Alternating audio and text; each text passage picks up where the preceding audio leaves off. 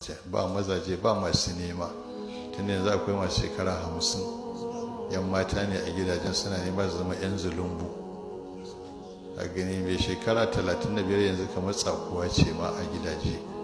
To Allah ya yi wa al'ummanmu wannan ban ya fara tahowa tun da annabi sai faɗa ce za a yi sai a yi sai an samu mace 40 namiji ɗaya za ta rataye da shi. A ƙarshe ma ya ce 50 imra'a qayyimun wahid, sama mace 50 sai da samu namiji ɗaya. Kallabi tsakanin rauna to za a yi zunzurutun kalliba, za kuma a kai lokacin da idan mata suka warin takalmi irin na namiji yanda 'yan farauta suke a gurin farauta an kama barewa wanda ya san da suke ana saran wanda ya ɗauka ɗin a kai shi ƙasa a ƙwace, haka za su yi.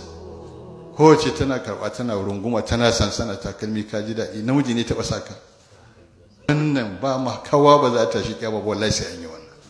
Za a inda Allah ya tsaye da mu amma abin zai zo a daina ba wani abu ake ci na baka ke zuwa zai zo. Wannan abin da an ce maka mata za su dinga zama shekara 50 ba miji a ƙasar nan ba wanda zai tsamaci za a yi.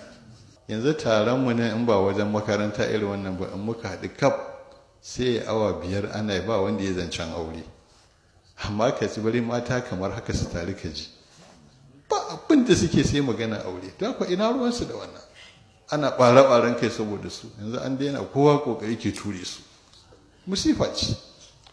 Sai mai ta addu'a wanda duk Allah ya kaddara suke da 'ya'ya mata, Allah hore musu mazaje na gari, hore musu riƙon auren kuma hore musu zaman aure. Allah ya taimaka. Dr.